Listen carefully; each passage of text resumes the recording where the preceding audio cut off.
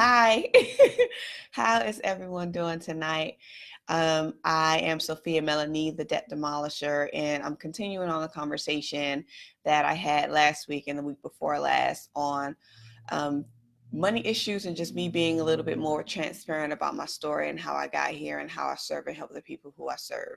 So one of the most common questions that I get a lot when I share my story is, how in the world did you pay off the amount of debt that you've paid? How in the world have you paid off the amount of debt that you've paid off in that short time frame? That's the number one question that I always get from people. And so what I want to do tonight is just share a little bit of um, give you just basically answer that question in a nutshell. And I'm not going to draw it out because it's a lengthy process, but I'm going to shorten it as much as I can just to be transparent and let you guys know exactly what I did to pay off over $142,000 of debt in less than 3 years. And it is a real journey. It's not a easy journey, but I would just want to have a real raw, transparent conversation, which is why I'm here in front of you. My hair is combed out. I'm in my natural state, no makeup, no nothing, no foundation. I'm just here as me, as I am, and I want to just be raw and transparent and share as much as I can with you all on tonight in terms of how I've gotten to the step or how I've gotten to the place where I am today in terms of paying off the amount of debt that I've paid off. So the first thing that I want to share to address that question, like, how did I do it? Like, how did I manage to pay off that amount of debt with the number of responsibilities that I have in terms of being a caregiver and being a financial provider for someone else in a whole different household? How did I do that? So one of the most important feature and factor, I believe, in getting on a debt freedom journey is being able to find a community of support, and not only a community of support, but being able to actually find the wisdom that you need. So I can be transparent and share that I did not have the financial literacy background. I wasn't taught how to manage money. I wasn't taught how to make wise financial choices and wise financial decisions. So in turn, I did not have a healthy relationship with my money. I didn't make wise choices.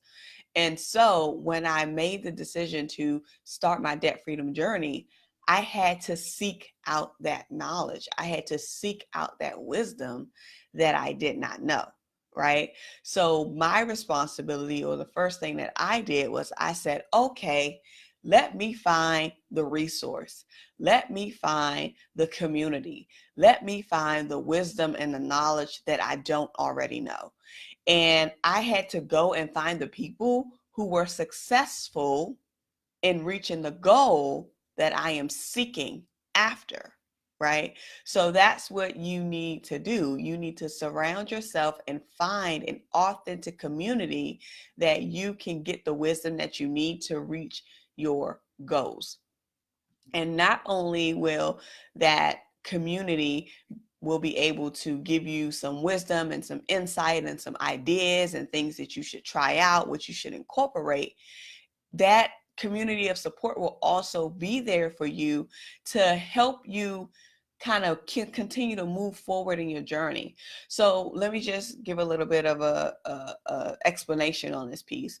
When I started my debt freedom journey, I sought the knowledge. Yes, I was on everybody's podcast. I was on YouTube. I was looking up articles. I was reading articles. I was trying to find the information that I didn't have. And I used that information, assessed it to my situation, and kind of tested what worked for me. And what I saw work for me was what I executed. But during this journey and during this process, there were times where I failed. Like, there were times where I just kind of wanted to throw in the towel and like, I don't care about being on a budget at this point. I don't care about being conscious of how I'm spending. I just want to do what I want to do with my money and with my resources and whatever. And that to me was a financial failure in my eyes every time I hit that low point.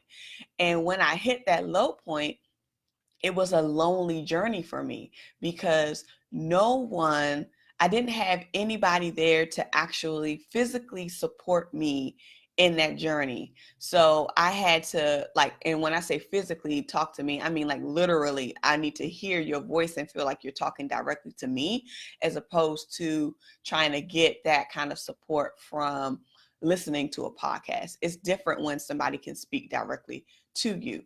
And that was one of the things that I lacked during my debt freedom journey, because I didn't have anyone who I could openly communicate with that would understand where I was and would understand the process, and who had probably already gone through it, that can give me the wisdom and the insight and the support that I need to get me up from my failure sooner rather than later. So I hope that made sense, but I just wanted to explain that piece and why I feel like it's absolutely important to have a community of support and go and seek the wisdom and knowledge that you did. So know to seek the wisdom and knowledge that you need in order to um, get to your goal in terms of paying off that amount of debt.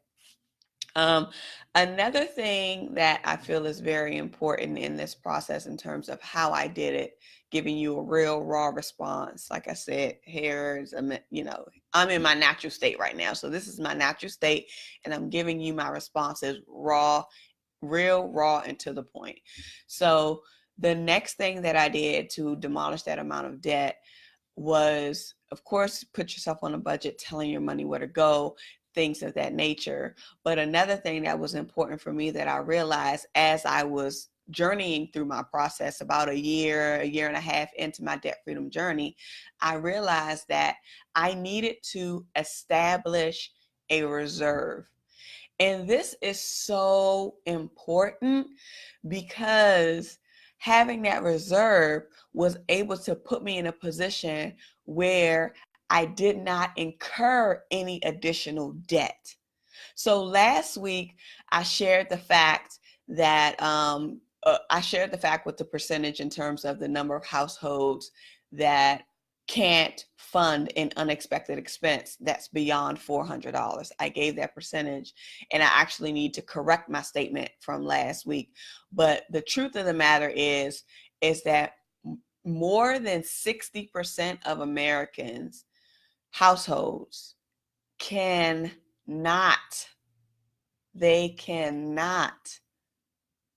handle an unexpected expense that's more than $400 or $400 or more. They can't handle it. And that's because they don't have a reserve. And I can't stress this enough, how important it is to build this piece. Because if you're trying to get out of debt, one of the main things that you have to do in your journey is not incur more debt. So if you don't have a reserve that can fund those unexpected expenses when they arise, then you're going to be increasing the debt that you're trying to pay off. So this is why it's so important to make sure that this component is addressed and you have a reserve so you can have something to cover those expenses, so you're not incurring more debt while you're trying to get out of it. So I have to just share that and stress how important that is. Once you've said, okay, I'm going to find the community of support that I need. Okay, I'm going to start building my reserve. The most important thing of those two is most certainly making the decision to get out of debt and revamp and transform your financial situation. And not only that, once you make the decision, actually going into action about it. So I can't tell you how many times I hear people tell me, I want to get out of debt. I want to do this. I want to be debt free. I want to pay this stuff down. I want to do this. And the minute I tell you what you need to do, or the minute I give you a task, or the minute I say, okay, do 1, 2, 3, 4, 5, 6, 7, 8, 9, 10 steps, or even if not even that many steps, if I tell you to do 1, 2, 3 steps, 9 times out of 10, some people aren't going to take any action at all on any of the steps that I recommend. Some people will take action on the steps that I recommend, but they'll start. So they'll do maybe step 1 and they don't finish step 2 and step 3. And another thing is they will start and maybe be successful. So those are basically the 3 options. But there's so many people who ask me for help and they don't do anything with the information. And I'm going to be honest, like that's one of my pet peeves. Don't ask me for anything if you're not going to apply it. Because at the end of the day, I feel like it just shows that you're not even really that serious. Because if you are serious about this, like once you make the decision, you have to go into action. And we always say, knowledge is power and all of that stuff. In my eyes, knowledge is only powerful if you actually apply it. So if you ask a question and someone gives you steps that you need to do and you don't do it, then it's no benefit to you. It's no benefit to you. And then it also makes the person who's giving you the information feel like, well, they don't even appreciate what I'm giving them, because people pay me to teach them this stuff. People pay me to coach them through this stuff. So if someone is willing to give information to you and you make that decision, you have to go into action. You have to execute. You have to execute. So those are the 3 things that I wanted to share, because somebody can give you the blueprint all day. I've written blogs about every single step that I've taken to pay off this debt. I have a YouTube channel that walks through every single process of what I've done to pay off this debt. I have like inbox messages where people ask me what I need to do. I send them the steps. Tell me how many people actually carry it out. But then they still coming back and saying, oh, I want to get out of debt, because you've made the decision, but you haven't acted on it. And that is the most important attribute that you have to do to pay off this kind of debt, because it builds the discipline that you need. Because once you make a decision and you go into action, that transitions into discipline. This is not an overnight journey. Paying off 6 figures of debt is not an overnight journey. If you're not willing to do the work, if you're not willing to give up some things, if you're not willing to allow someone else to show you the way, allow someone else to coach you, invest in that coaching, then it's not going to be any benefit to you whatsoever. Don't even think about doing this if you're not willing to do the work. And I just have to give you guys a raw and transparent conversation, because we can talk about the fluff and the nice things and, oh, I want to do this. But if you're not going to do the work, don't waste my time. Don't waste my time. Because it's one thing to desire something, but it's another thing to actually take an action step to get you to that desire. And the action step requires you that's watching this video right now. It requires you to do something. Not your coach, not your family, not your spouse, not your friends. It requires you to do something about it. So you can dream all day, you can wish all day, you can seek all day as well, seeking that knowledge. But if you don't apply it, you're not going to be able to pay off 6 figures of debt. And if not even 6 figures, $50,000, you may not even be able to pay that off, because you have to have a certain level of commitment and tenacity to be able to reach the finish line. And this is why it's so important that if this is something that you desire and you feel like you don't have the self-discipline at this point to do it on your own, it is a prime opportunity for you to seek someone to actually coach you and hold you accountable through the process. And this can be a paid investment, or you could just find someone who you trust and who is disciplined enough that can hold you accountable to reaching those goals. It's just that simple. It's just that simple. So me going through my process, paying off 6 figures of debt, I didn't have a financial coach. My financial coach was the podcast that I was watching, the interviews that I was listening to, the articles that I was reading, the books that I was reading. Those were my financial coaches, right? Now I'm in a position where I could have a financial coach that can coach me through the process of building massive wealth, which is the next level, right? Because once you get out of debt, of course, you want to focus on wealth building. And now I'm at a space in a position where I can do that, where I can have a financial coach. And it's probably one of the best investments that you could ever make, because you're able to get insight and wisdom from people who are beyond where you are, and they can give you the blueprint, they can give you the strategy, they can give you the support, and they can save you a whole lot of time, right? Because they can be like, okay, well, you may not want to do that. You may try this route, do this instead. And so it can save you a lot of derails from your journey to financial prosperity by having a coach, having a guide, having a mentor. So if you are someone who needs that accountability, find an accountability partner. Find a reliable accountability partner. And if you can't find a reliable liability partner or accountability partner, you want to make sure that you seek and find the right coach. And more importantly, you have to make sure that you have funding and a process in place to build your reserve. And this is exactly why I created my program, Resource Mastery, to teach people how to master their resources, how to build that reserve. You guys, when I started my debt freedom journey, I wasn't paying anything. I was not paying myself. Put everything on the debt. And it wasn't until a year and a half later, I had that aha moment to say, okay, wait a minute, I need to start building that cushion, which I was able to do. And I was able to build my cushion 5 figures in 9 months while paying off all of this debt. So I'm here to tell you that it's possible.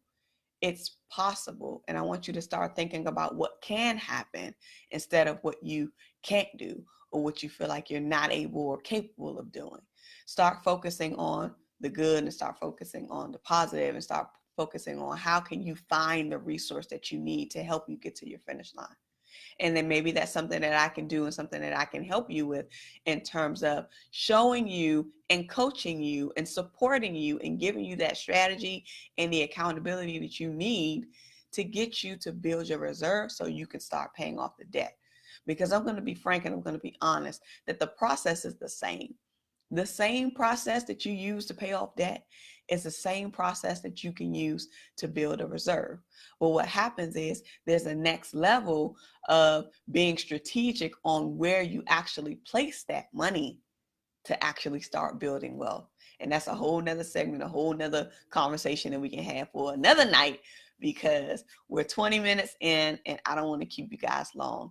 But again, if the Resource Mastery Program is something that you are interested in getting involved in and learning more about, I will share the link in the comments so you guys can schedule a time to just kind of talk to me. Let me know what your interests are. Let me know what your desires are. And then we can see what would work best for you in terms of what your next step or what your next strategy should be to reaching your financial goals. So before I end, I just want to acknowledge everyone who is viewing and taking a moment out of their time to listen to my rawness, y'all. I'm bringing it to y'all raw. hair blown out, freshly washed, no makeup, natural me today, because I want to give you guys the real deal, not only externally but also internally when it comes to my financial process. So this is just real and raw talk tonight. So I want to thank you all for tuning in, and as always, your financial prosperity awaits you.